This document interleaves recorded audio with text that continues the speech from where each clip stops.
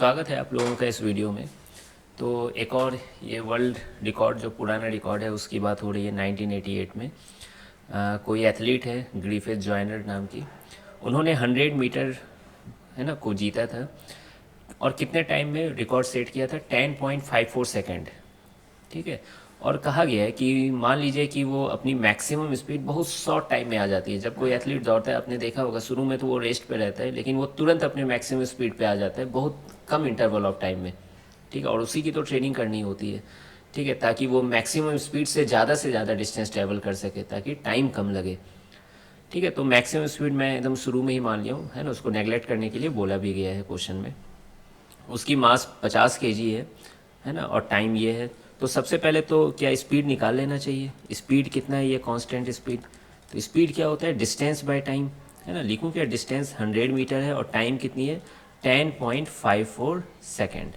ठीक है। तो ये स्पीड की वैल्यू हो गई, बाद में ज़रूरत पड़ेगी तो मैं इसको इकट्ठे सॉल्व करूँगा, है ना, ये अच्छा डाटा है नहीं यहाँ पर।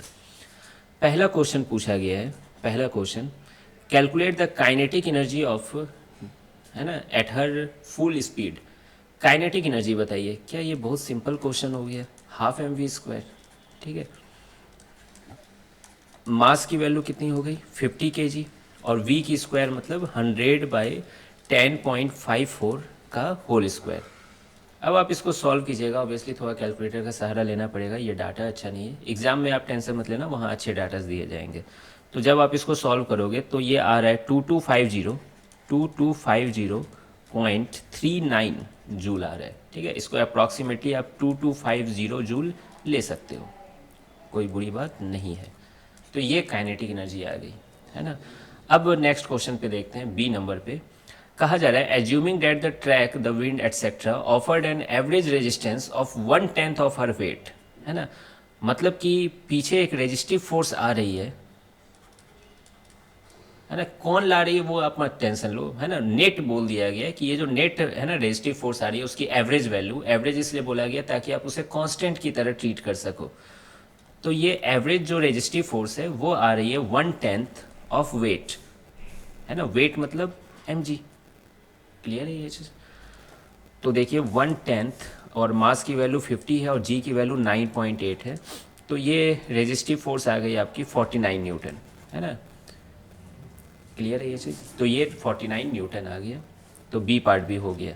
सी पार्ट में देखते हैं जो कि क्वेश्चन नंबर 22 से बिल्कुल मिलता जुलता है। वाट पावर, है ना, वो एथलीट को लगाना पड़ रहा है टू एक्सर्ट या टू मेंटेन यूनिफॉर्म स्पीड, है ना। कितना पावर लगाना पड़ेगा ताकि मैं वो मेंटेन स्पीड में रह सके, है ना, स्पीड को मेंटेन कर सके। तो देखिए आगे कोई फोर्स लगानी होगी, है ना, उस फोर्स की वजह से, है ना, पावर बिल्डअप होगा। ठीक है। बाकी फोर्स जैसे नॉर्मल जो ऊपर लग रहे हैं mg, नीचे लग रहे हैं, उनका तो वर्क डन जीरो है, तो पावर कंट्रीब्यूशन भी उनका जीरो ही होगा। तो देखिए आप ऐसे सोचिए कि जो नेट पावर होता है, क्या ये वर्क डन बाय टाइम होता है delta W by delta T, है कि नहीं। और डेल्टा डब्ल्यू क्या होता है, चेंज इन काइनेटिक एनर्जी होती है, जैसा पिछले क्वेश्चन में कर रहे थे। अब शुरू की स्पीड और, है ना, उतने टाइम के बाद की स्पीड दोनों सेम है, तो चेंज इन काइनेटिक एनर्जी क्या हो जाएगी, जीरो हो जाएगी। क्लियर है। तो नेट पावर भी क्या हो गया, जीरो। अब देखिए नेट पावर जीरो है, इसका मतलब कोई ना कोई पावर पॉजिटिव होगी और कोई ना कोई पावर निगेटिव होगी, है ना। आप मानते हो ये चीज़। तो ये जो फोर्स अप्लाई हो रहा है जो कि आगे के डायरेक्शन में, वो कैसे अप्लाई हो रहा है कि नहीं, पैर दबाता है आदमी, ठीक है, वो सब आप जानते हो, फ्रिक्शन चैप्टर में ये सब सिखाया जाता है कि कैसे फोर्स, है ना, आगे, है ना, आप चल पाते हो या दौड़ पाते हो।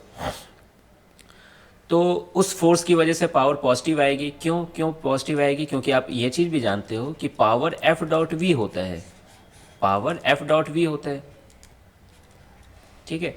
और पावर अगर एफ डॉट वी है तो अगर दोनों वेक्टर के बीच एंगल 0 डिग्री है तो कॉस 0 डिग्री 1 होता है, तो पावर पॉजिटिव होगा। अगर एंगल 180 डिग्री है तो पावर निगेटिव होगा। तो यहाँ पर निगेटिव पावर किसकी वजह से हो रहा है, इस रेजिस्टिव फोर्स की वजह से, और पॉजिटिव पावर ये जो वो अप्लाई कर रहा है एथलीट उसकी वजह से हो रहा है। ठीक है। तो पावर में लिख देता हूँ, डायरेक्ट फॉर्मूला लिखता हूँ। तो पावर अप्लाइड, है ना, ये पॉजिटिव है, यही निकालना है मुझे, मैं फोर्स क्यों ही लिखूँ। और निगेटिव पावर किसकी वजह से हो रहा है, उस रेजिस्टिव फोर्स की वजह से। तो वो क्या लिख सकते हो आप, -FR × V equal to 0।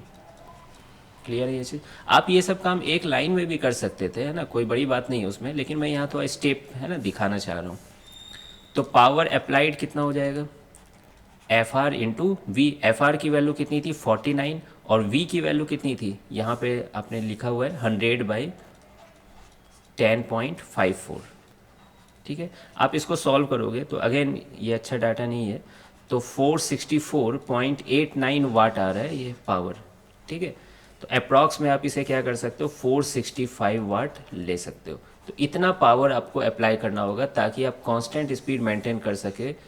In fact इसका मतलब कि ये जो रेजिस्टिव फोर्स की वजह से जो पावर लॉस हो रहा है उसको आप है ना काउंटर कर सकें। क्लियर है ये चीज़। तो आई होप कि आपको ये सॉल्यूशन समझ में आया होगा। मिलते हैं फिर नेक्स्ट वीडियो में।